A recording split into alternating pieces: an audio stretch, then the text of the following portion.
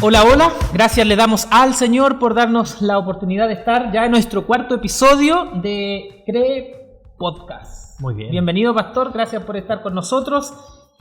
Y bienvenido, Samuelito, gracias de verdad por estar con nosotros. Le voy a pedir que te presentes para que los hermanos que nos siguen y están continuamente escuchándonos puedan saber quién eres.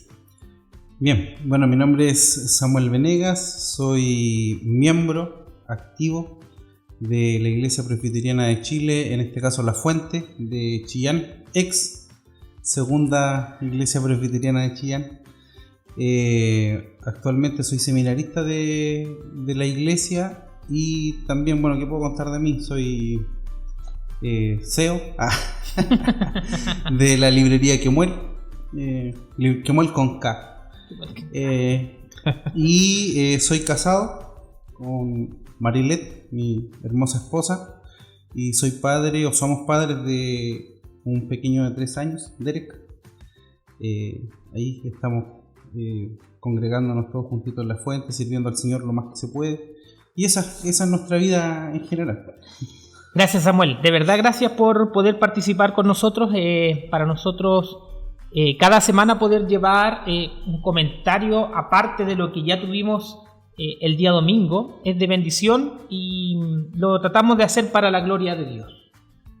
Sí, yo aprovecho también a saludarles. Gracias por darse este tiempo de vernos o escucharnos. Gracias también, Samuel. Creo que nunca lo hemos hecho, pero ya que Samuel mencionó a su esposa, podríamos mandarle un saludo a nuestras esposas. Sí. Así que, esposa mía, te amo mucho y gracias por escucharnos y tus consejos, y también un saludo a mi hija Martina y a la familia también que está escuchando desde Santiago. Es bueno agradecer y yo tengo que mucho agradecer a mi esposa porque uno me permite el tiempo para preparar, el tiempo para después editar, porque no es como que se hace solo esta cuestión. Entonces son horas que de repente las dejo de lado, pero sí. Ella entiende que es para la obra del Señor. Así Amén. Que yo también mandarle saludos a mi esposa que está en casita. Estamos esperando un bebé. Muy bien. Bueno, ahora lo comentamos en las redes. Sí. Pero bueno, nuestra iglesia ya lo sabía. Ya estamos cerca de los 4 meses. Así que es bendición del Señor y agradezco al Señor también por ella. Y bueno, a lo que nos convoca. Así es. Bueno, yo quiero agradecer al Señor porque el día domingo tuvimos, gracias a Dios, un hermoso sermón. Gracias y de gloria al Señor, porque todo lo que hacemos es para la gloria. Cada vez que oramos nosotros antes de empezar el culto, damos ese realce de que todo lo que va a ocurrir en el culto, sea la liturgia, la alabanza, las comunicaciones que están funcionando y el sermón, la clase de los niños, es para la gloria del Señor. Así que el domingo estuvimos revisando Romanos capítulo 3 y el Señor se glorificó en medio de nosotros a través de su palabra. Y también lo está haciendo a través del podcast porque nos confronta. Yo creo que cada día que grabamos nuestro podcast, el Señor nos confronta aún más y más profundamente. Sí, en lo personal creo que Romanos 3 fue un gran desafío. Conversaba con Daniel en la mañana y le comentaba que Romanos 3 fue desafiante. Y también el pastor Lara, cuando vino y nos acompañó con el capítulo 2 de Romanos, también expresó lo mismo. Fue un capítulo desafiante, arduo, y que sobre todas las cosas te habla a ti primero y te desafía a ti primero. Y yo creo que cada capítulo va a ser así. Sí, totalmente. Bueno, lo que nos prepara el capítulo 3 es fuerte, es fuerte porque cuando nos saltamos todo este puente histórico, vemos que hay ciertas objeciones que, similar a como se daban en ese tiempo, hoy en día también nos vamos a encontrar con ciertas cosas medio extrañas, requisitos medio extraños que alguna gente empieza a oponerse contra nuestros hermanos en la fe. Y yo creo que eso hoy día nos va a hacer meditar un poquito, incluso de nosotros mismos, que muchas veces nosotros queremos no tener cierto legalismo o no pedir ciertos requisitos, pero sin duda ahí están. Exacto. Es un libro profundo, una carta, una epístola demasiado profundo, y cada vez que nos enfrentamos a ella, yo quedo con dolor de cabeza. Porque hay tanta riqueza. Y también para mí también tiene un sistema de sacrificio. Ahora nos estamos viendo toda la semana estudiando capítulo a capítulo, y para poder presentar este podcast hay que dedicarle mucho tiempo, porque es muy profundo. Pero lo que trae regocijo a mi corazón, y mientras estudiaba durante la semana, leía cómo teólogos decían que la carta a los romanos es una de las epístolas que más ha transformado corazones, más ha cambiado corazones, y yo creo que queda en nuestra mente y en nuestro querer que siga haciéndolo. Sí. Que pueda durante este tiempo, a través de su Espíritu Santo, a través de las redes como pueda llegar, pueda seguir cambiando corazón. Y ese creo que es como la energía que nos da para que cada semana podamos estar estudiando, estar presentando este podcast. Y para ir entrando, nos encontramos con un capítulo 3 un poco diferente a los primeros 2 capítulos. Y me gustaría hablar quizás como en una primera parte de los primeros 9 versículos, que se da una dinámica muy especial. Sí. Muy especial, donde vemos un Pablo que empieza a preguntarse y a responder al mismo tiempo, como si estuviera hablando solo. Podríamos preguntarle a Samuel, ya que nosotros hemos podido participar anteriormente, preguntarte, hermano, ¿qué ha sido para ti Romanos? Ya que Daniel estaba expresando que Romanos ha afectado, ha impactado a tantas personas, ¿qué ha hecho Romano en ti? Una buena pregunta. Bueno, en lo personal, producto de mi trasfondo religioso, no nací en cuna reformada. Reformó mi vida, lo puedo resumir simplemente así. Reformó nuestra familia. Llegó un momento en que nosotros estábamos en una congregación, y lo comento cuando estábamos con los hermanos, yo me sentía vacío, iba a la iglesia, volvía como que el mensaje no hacía nada, y empezamos a escuchar sermones reformados, y ahí nos chocamos con Romanos, y de repente como que el ojo así, estuvo toda la vida frente a mí y nunca lo vi, aunque lo leí. Sí. Marcó mi vida por completo y mi familia por completo. ¿Y algún capítulo brevemente así que te impactó más? Es que precisamente el 3. Entonces. Más adelantito, pero va en la segunda sección después del 8. Así que perfecto, en la parte de adelante es cuando mi corazón se ve confrontado totalmente. Desnudado delante del Señor. Así es. Entonces, bueno, como estaba exponiendo, nos encontramos con una dinámica distinta. Si bien la conversamos cuando hicimos la introducción, que nos íbamos a enfrentar con esto, y nos encontramos con preguntas bien capciosas, bien de alguna forma teológicamente pensadas. Yo mientras estudiaba, bueno, hay distintas posturas. Algunos dicen que son preguntas que quizás Pablo tuvo que enfrentar con algunos judíos, pero yo decía, ¿quién era el mejor judío representante o el mejor teólogo en ese tiempo de los judíos que podría representarnos, que en algún momento anterior estaba persiguiendo el evangelio porque tenía estas mismas consultas, estas mismas dudas? Yo creo que es el mismo Pablo, claro, pero anteriormente, con las preguntas que quizás él confrontó el evangelio, porque él estaba persiguiendo el evangelio. Entonces, no quise abanderarme por esa postura de que quizás eran preguntas que le habían hecho judíos, ¿ya? Porque él en Hechos de los Apóstoles, él dice que tuvo que confrontar a algunos judíos y debatir con ellos. Y yo pienso, porque las preguntas son tan capciosas y llegan a ser tan heréticas las últimas 2 preguntas, que yo pienso que era el mismo Pablo que estaba conversando con él o acordándose lo que había en su corazón. Sí. Pablo tiene esa costumbre al escribir de que siempre pone un antagonista imaginario con el cual debate. Y es muy entretenido eso que él hace, porque es muy pedagógico para tratar de cuestionar lo que él está hablando y de esa forma cuestionar y responder con más claridad. Maestro, Pablo. ¿Cierto? Sí, bueno, de hecho, cuando uno revisa este capítulo y uno lo estudia a profundidad, y vuelvo a mi ejemplo que viene de otro trasfondo, es como que, oye, pero si Pablo parece que estuviera pensando las mismas excusas, y disculpen la palabra, pero voy a decir burdas, que tengo yo o que tenía yo en mi corazón.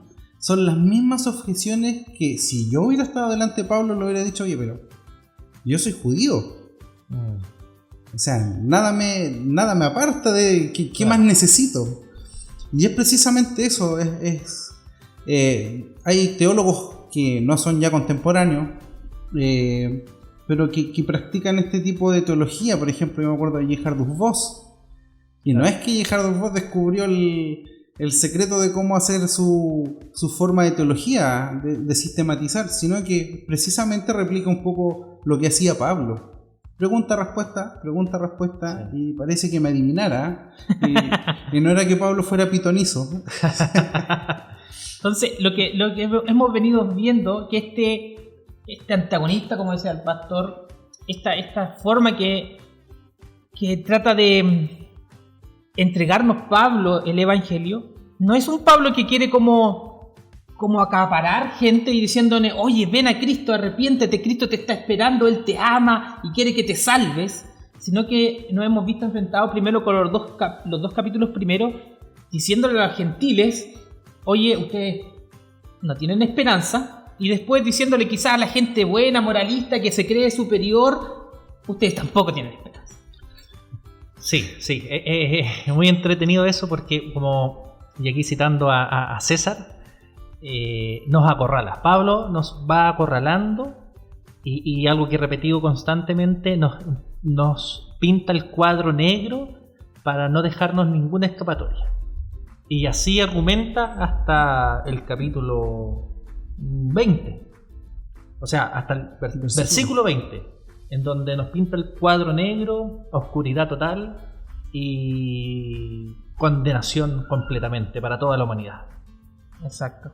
Entonces, venimos de un capítulo 2 que Pablo trata de decirle a los judíos, en su última parte, que la circuncisión no servía de nada, sino que los verdaderos cristianos eran aquellos que estaban circuncidados en su corazón. Y nos encontramos con la primera pregunta que hace en el capítulo 3, dice, ¿qué ventaja tiene pues el judío? ¿O de qué aprovecha la circuncisión? O sea, no entendiste nada. Yo te estoy diciendo que de alguna forma no sirve de nada, pero sigue con como que quiere dejarnos claro, como que no tengamos ninguna excusa, como dice nuestro hermano Samuel, que a veces estas preguntas que nos hemos hecho nosotros, Pablo quiere ser categórico y decirnos que de alguna forma no aprovecha de nada, sino que solamente ahora la fe en Jesucristo. Sí, y es muy interesante porque miren, en la respuesta del versículo 2 dice mucho, en todas maneras. Primero, ciertamente que les ha sido confiada la palabra de Dios. Es decir, les está diciendo en palabras así muy sencillas, ustedes no son salvados por ser judíos, por estar circuncidados, pero sí, ojo, porque han tenido la ley desde el principio, han sido el pueblo escogido por Dios, y en el capítulo 9 nos da un poquito más de información. Nos dice que el pacto vino desde el pueblo judío, con el pueblo judío, de que desde los judíos salió Cristo, el Mesías, entonces que ellos tenían mucho para aprovechar, pero fallaron y desviaron su mirada poniendo este orgullo que hablábamos en los capítulos anteriores y mirando a los demás por sobre el hombro, creyendo que porque son el pueblo del pacto ya estaban listos, tenían un 7 en el cielo, y no era así. Vemos que volvieron todo al moralismo. La idolatría de ellos siempre presente, incluso con ellos mismos. O sea, yo ya lo logré, soy parte del pueblo escogido, guardo una ley que la transformé solamente en un requisito moral, y lo demás queda relegado. Con eso estamos bien. Estoy circuncidado, ¿qué más necesito? Sí. Excusa que, si nos pegamos este gran salto en el tiempo, por cierto, nos vamos a encontrar con que muchos hermanos de muchas denominaciones hoy en día tienen un moralismo, una idolatría al moralismo. Sí. No es que y lo escuchamos en el pueblo evangélico. O sea, más abajo vamos a ver la justificación y todo esto, pero es que yo soy bueno, yo cumplo esto, así es que Dios está obligado a salvarme prácticamente. Soy escogido del Señor porque yo guardo cierto margen de cosas, pero no hay una comprensión detrás de lo sucio que estábamos, o como Pablo le está diciendo a los mismos judíos aquí, o sea, en el capítulo 2, los gentiles no cumplen para nada, como dice, el panorama está negro totalmente. Y ustedes tampoco. Sí. O sea, si Romanos terminaron en el versículo 20 del capítulo 3, estamos en tinieblas totalmente, no hay nada más que conversar, o sea, estamos muertos. Pero gracias a Dios que más abajo hay una salida. Exactamente. Y nos encontramos con las primeras preguntas. Quizás un judío sí se las podría haber hecho. Un judío quizás que quería conocer más podría habérselas hecho, pero nos encontramos con la última pregunta que intenta decir, así como parafraseando, es posible que nosotros pequemos. Y quizás sirve que nosotros pequemos porque a través de eso Dios se glorifica y envía a su Hijo para su gloria. Entonces, tratando de justificar su pecado que era para la gloria de Dios. Y ahí ya entramos en un terreno peligroso.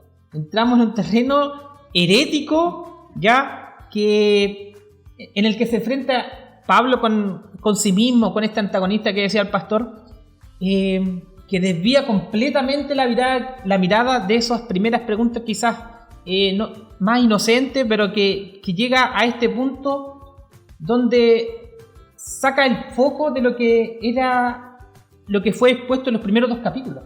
Sí. Posiblemente es una batalla que el pecador, cuando está llegando cuando es confrontado con la verdad de Dios, se hace, ¿cierto? Y Pablo inteligentemente ocupa este antagonista para dar una respuesta, ¿cierto? Este pecador dice, bueno, si mi pecado es para exaltar a Dios, la justicia de Dios, está bien que yo peque y puedo seguir pecando. Pero ahí Pablo le dice, no se trata de eso. Dios sigue siendo justo, pero tú eres pecador y debes arrepentirte. Entonces es algo que ataca nuestro corazón constantemente, ¿cierto? ¿Seguiremos pecando para que la gracia abunde o sobreabunde? No. Es cierto que la gracia abunda en medio del pecado, nos rescata, pero no significa que tenemos libertad o derecho a pecar liberadamente. Así es, es un tema que uno se cuestiona bastante. Sí. Yo tengo la plática regularmente con hermanos que vienen de un trasfondo no reformado, y esto es como una regla. Pasan por este proceso de preguntas y independiente que vengan de otra denominación evangélica, al igual que un no converso, muchas veces se cuestiona esto, pero ¿cómo nada de mí? Sí. Pero ¿cómo?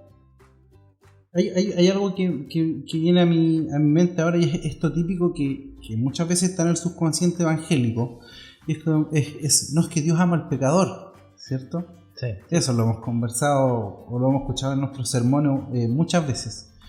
Pero cuando las personas que no están conscientes de este mensaje que Pablo está entregando acá, dicen, pero es que ¿cómo? Si tienen que haber cosas buenas en mí, a Dios le tienen que agradar cosas en mí, aún yo siendo pecador. Y bueno, más abajo y más adelante vamos a ver que Pablo dice, no, es que no hay nadie que busque a Dios.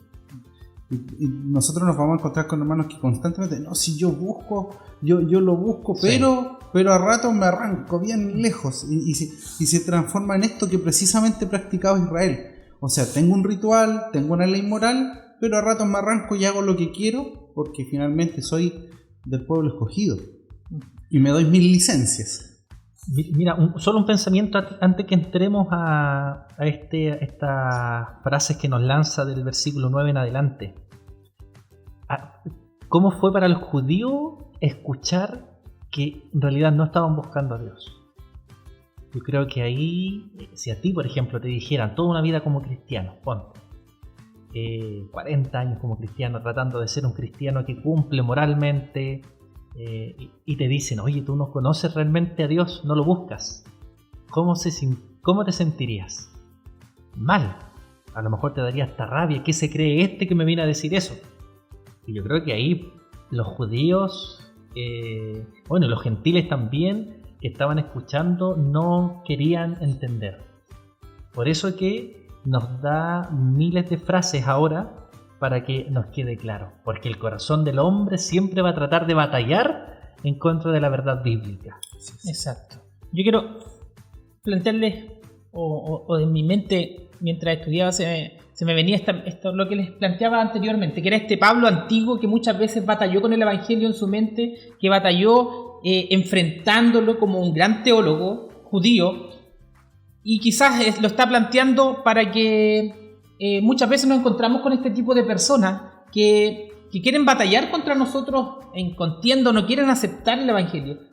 Nos encontramos cuando de repente nos toca enfrentarnos o conversar solamente y entregar el Evangelio, y empiezan con simples preguntas. Oye, ¿cómo es la iglesia? Empiezan, ¿cómo esto? ¿Qué puedo aportar? Porque tenemos esa concepción que la religión, háblese de religión, no evangelio, religión le ha entregado al mundo, que a través de las obras tú puedes obtener salvación, ¿ya? En cambio el evangelio es totalmente diferente. Entonces empieza una conversación y poco a poco, cuando ya ven que es contrario a todo concepto que hoy el mundo quiere o maneja, lo que hablábamos en el episodio pasado, de este yo personal, de este vanagloria que yo quiero enfrentar, se empiezan a alejar, empiezan a ser esquivos del evangelio y terminan blasfemando. A veces uno está conversando y dice, solamente para escapar de la conversación, oye, pero ¿qué pasa con los dinosaurios? Pum, te sacan. Es como lo que quiere hacer, mostrarnos Pablo, que de alguna forma empiezan a desviar el mensaje del evangelio, y él lo dejó claro en los capítulos anteriores. Prefieren detener con injusticia la verdad y tratan de escapar, pero no tienen escapatoria. Tanto los judíos como los gentiles están lejos de Dios. En la primera pregunta, el pastor nos leía el versículo 2, dice, ¿de qué sirve? Sirve de mucho, sí, sirve de que el Antiguo Testamento sirve, no es como que lo tiramos a la basura, la circuncisión sirve. Dios hizo un pacto en ellos para entregarle el Evangelio diariamente, pero aunque se lo entrega diariamente, tanto gentiles como judíos están delante de Dios parados de igual forma, y los dos necesitan un Salvador, los dos necesitan a Cristo. Y es lo que trata de ahora, de alguna forma, entregarnos los siguientes 10 versículos. Yo me lo imagino como ya dando Pablo como un juez, pegando en la mesa cuando dicen, como cuando cierran la causa, de repente en las películas, ¡pum! Caso final. Caso cerrado. Caso cerrado. Y dan el veredicto, y el veredicto lo tenemos en el versículo 10, que es impactante, y dice, me lo imagino así, ¡pah! Ya. No hay más que discutir, no hay justo, no hay ni siquiera uno, no hay quien busque a Dios. Es muy interesante eso, porque en el Antiguo Testamento hay a ciertas personas, yo no logré poder comentar esto en el sermón, así que aprovecho este espacio. En el Antiguo Testamento hay algunas personas que se les llama justos, buenos o rectos delante de Dios. Entonces después uno lee esto y dice, ¿qué pasa aquí? Porque aquí dice no hay ninguno justo, y en el Antiguo Testamento hay a ciertos hombres que se les llama justos o rectos. Y es ahí muy interesante, porque en Romanos está hablando de esa justicia en cuanto a obedecer al Señor al 100% y obedecer la ley, obedecer al Señor. Y en cambio en el Antiguo Testamento, cuando se refiere a los hombres, es una característica que Él les da, ¿cierto? Este es justo ante mí. Y fíjense lo interesante de eso es que todas esas declaraciones son con mira a Cristo. O sea, ¿por qué Abraham puede ser escogido? ¿Por qué Moisés, Noé o cualquiera del Antiguo Testamento? ¿Por qué David no murió cuando pecó con Betsabé? ¿O por qué los hombres que se levantaron en contra de Dios a alegar no murieron, como Job, Elías, etcétera? Porque sus pecados fueron pagados en Cristo. Entonces replicamos lo que dijimos en el episodio anterior. Si sacamos a Cristo de la escena, estamos sonados. Cuadro oscuro. Si ponemos a Cristo en la escena, luz, salvación. Bueno, sigamos avanzando con estas declaraciones que para mí son terribles. Desde el versículo 10 en adelante es pintar el cuadro negro cada vez más. O sea, como decía César en el capítulo pasado, lo está arrinconando. Pablo quiere destruir cualquier motivo minúsculo, algún destello pequeño que haya de nuestra confianza. Pablo lo quiere hacer trizas y de alguna forma tratando de ser, quizás puede ser hasta cruel, pero para en los versículos siguientes darnos el evangelio glorioso. Entonces, muchas veces nosotros podemos pensar, o tú que estás escuchando, que no conoce el evangelio y puede decir, yo no soy malo. Sí, hubieron gente mala, Hitler, Mussolini, ellos eran malos. Y al lado de ellos no soy malo. Lo malo, quizás, es que nosotros no tenemos que compararnos con ellos. Nosotros tenemos que compararnos con la justicia de Dios. Y cuando nos comparemos con la justicia de Dios, nos daremos cuenta que somos tremendamente pecadores. Sí, miren, yo traigo a la memoria el Dios santo, el Dios 3 veces santo. Porque muchas veces cuando las personas que se enfrentan a estas preguntas que vamos a describir desde el versículo 10 en adelante, o estas afirmaciones que Pablo hace, claro, si yo me paro al frente de un espejo, o me paro al lado de un gallo que, por exagerar, no sé, el chacal de Nahuel Toro, alguien que es de aquí de la zona, ¿cierto? Yo soy un ángel de luz, o sea, puedo vanagloriarme de lo que yo quiera, pero cuando yo me paro frente a este Dios 3 veces santo, esto cambia totalmente. Y es lo que Pablo está diciendo, y yo creo, de hecho, cuando me preguntaban al principio ¿qué te marcó de Romanos? Son precisamente estas preguntas que te dejan, pero sin nada que poder rebatir. Sí. Es como que Pablo la escribió más de 2000 años atrás para mí. O sea, no hay justo ni uno. Y uno se va a encontrar incluso con cristianos que dicen, pero ¿cómo así? O sea, nosotros somos buenos, nosotros somos justos. Pero ahora que vamos a entrar a esto, yo creo que todo cristiano debe o tiene que pasar por este espejo delante del Dios Santo y reconocer que las afirmaciones que Pablo detalla acá nos dejan pero impotentes ante cualquier posibilidad de que nosotros podamos salvarnos por nuestros propios medios. Sí. Yo creo que para el que nos está escuchando y a lo mejor es nuevo, está descubriendo el Evangelio, ¿por qué no? Ojalá alguien llegue a este podcast sin ser cristiano. Estas declaraciones son verdad y las debemos considerar una verdad. O sea, yo sé que al mismo cristiano le cuesta reconocer que es verdad, cuanto más al que no es cristiano, ¿ya? Pero es muy interesante porque habla de cosas que se pueden dar. Daniel comentaba que algunos pueden decir, oye, pero yo busco a Dios de alguna forma, a mi manera. El tema es que ese Dios que están buscando a su manera no es el Dios bíblico, porque es un Dios que te inventaste en tu corazón, en tu mente, y al que adoras, al que te permite ser libre y seguir pecando sin consecuencias. En cambio, al Dios que nosotros encontramos en la Escritura es un Dios santo, un Dios justo, un Dios bueno, perfecto, y que nos mira a nosotros como pecadores absolutos. Exacto. O sea, ya no hay palabras para defenderse. No quedan palabras. O sea, estamos en el piso, destruidos, y Dios te dice, estás muerto, no te puedes acercar a Dios, o por más que haya intento en tu corazón, es mentira. Eso. Es mentira, tú no estás tratando de acercarte a Dios. Sí. Juan capítulo 3, que es muy conocido, nos dice, porque los hombres amaron más las tinieblas que la luz. Correcto. O sea, lo que tú amas es tu propio ego, es tu propio egocentrismo, tú no deseas a Dios porque Dios dice que cada día tienes que morir para acercarte a Él. Entonces, ya no hay excusa, ya no hay... Si aún sientes que eres capaz, revisa los capítulos anteriores, te invitamos a revisar los sermones, porque te vas a dar cuenta que por lo más moralista que seas, eres peor. Eres peor del concepto que tú tienes de persona que eres. Acá hay un tema que resuena a nosotros en La Fuente.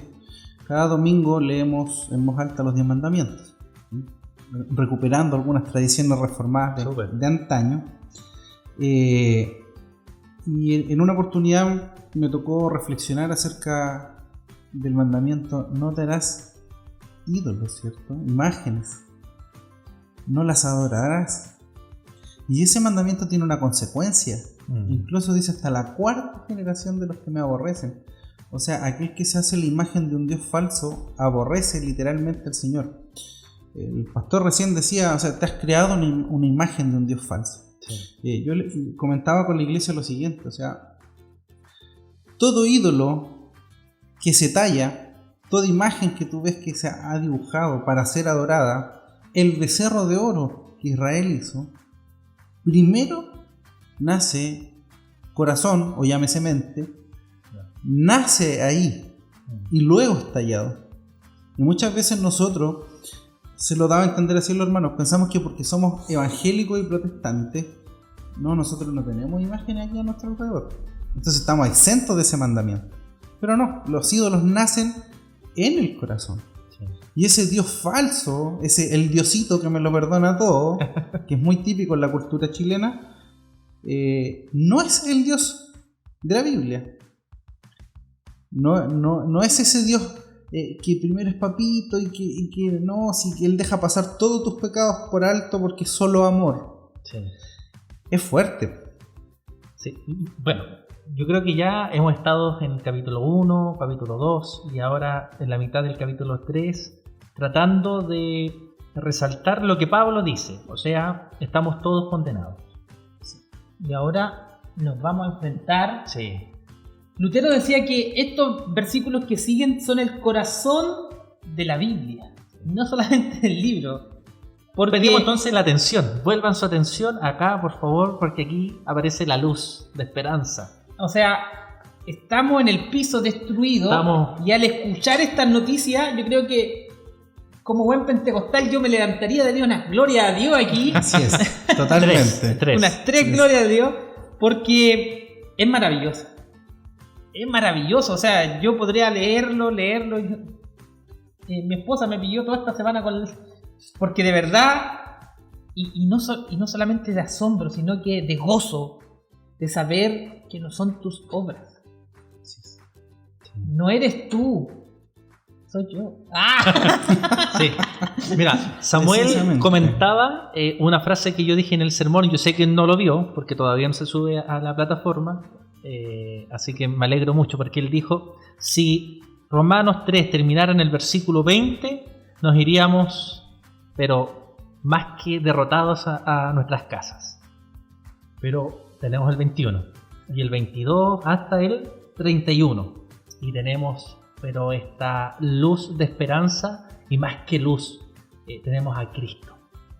Yo me acuerdo que se los planteaba en el capítulo 1 y es este misterio tan inexplicable de cómo es posible que, teniendo un Dios tan justo, puede aceptar en su presencia a pecadores tan injustos, manteniendo esa justicia intacta. Así es. Es lo que trata de Pablo de explicar en estos versículos. Hay un versículo muy interesante que cuando comenta él que los pecados pasados fueron pasados por alto. ¿Cuál es el versículo? ¿Me ayudan? El 25. A quien Dios puso como propiciación por medio de la fe en su sangre para manifestar su justicia, a causa de haber pasado por alto en su paciencia los pecados pasados. Sí. Nosotros desde un principio decimos: Dios es santo, Dios es justo, Dios es bueno. Pero vemos ciertos casos en el Antiguo Testamento de hombres que pecaron y no murieron, siendo que tenían que morir por su pecado. ¿Ya? A hombres, a mujeres que en realidad tenían que haber sido consumidos pero Dios tuvo aún misericordia. Lo vemos con la misma destrucción de el diluvio. ¿Por qué Dios rescató a Noé y a su familia? Simplemente por misericordia, no porque ellos se lo merecían. Y aquí encontramos la respuesta. ¿Por qué Dios pasó por alto todo eso? Porque estaba esperando el tiempo en donde Él pudiera pagar o condenar por esos pecados. ¿En quién? En Cristo. Y nos dice lo mismo a nosotros. Y tus pecados también son pagados en Cristo. Y los pecados de los que vendrán son pagados en Cristo. Entonces, la única forma es que este Dios provea en su justicia la justicia que Él demanda. Sí.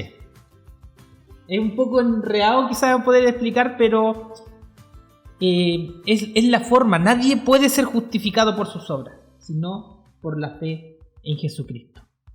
Y haciendo un spoiler de lo que viene el capítulo 4, siempre tratamos de hacer ahí para ir detrabando. Sí. Como que Pablo va a empezar a decirle, a usar los mismos argumentos que usan los judíos para decir que la circuncisión sirve, y les dice no.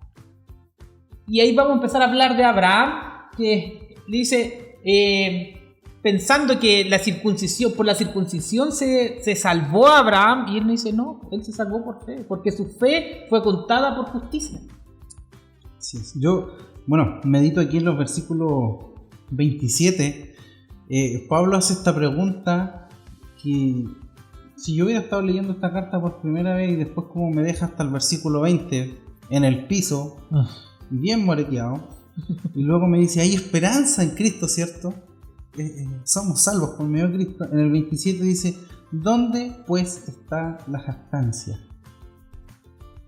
¿Queda excluida por cuál ley? ¿Por la ley de las obras? No, sino por la ley de la fe. Yo creo que la persona que había escuchado los 20 primeros versículos ya estaba clara que no había jactancia ninguna. O sea, no sé si era necesario remarcar, seguir dándole, pero bueno, es palabra inspirada. Entonces, sí era necesario recordar que no hay jactancia. Y aquí quiero mencionar algo, y creo que es necesario decirlo en este punto para hermanos que son de otro trasfondo, y porque vengo de ese trasfondo y vivo esas preguntas que precisamente Pablo está contestando, hermanos queridos. Estamos diciendo en todo momento, no somos dignos, somos pecadores. Dios nos considera pecadores sin Cristo y hemos sido justificados por gracia.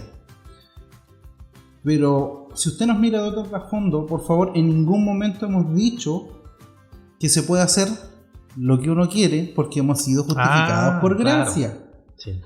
No hacemos las obras para ser salvos, como mal entendió lamentablemente Israel. Sí. Nosotros ahora cumplimos esa ley, guardamos esa ley, y con la ayuda del Espíritu Santo hacemos buenas obras para la gloria del Señor, a causa de la maravillosa y gloriosa obra que Cristo hizo en nosotros. Es necesario decirlo, porque esto va a todos lados. No se nos vaya a confundir ahí alguien. Es una respuesta de amor hacia lo que hizo Cristo. Yo creo que es bueno también, ya estamos llegando a nuestro final. Hemos dicho que la salvación está en Cristo, que es solo por Cristo. Desde eso dice el versículo 21 en adelante. Pero ¿por qué Cristo?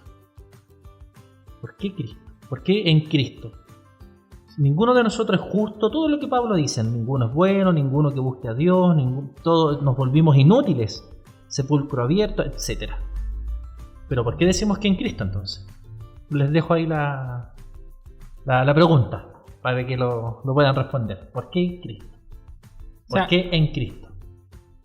Lo que yo trataba de decir delante es porque Él solamente en su justicia puede satisfacer la justicia que demanda Dios por nuestro pecado. Correcto. Entonces, el salmista David lo tenía claro.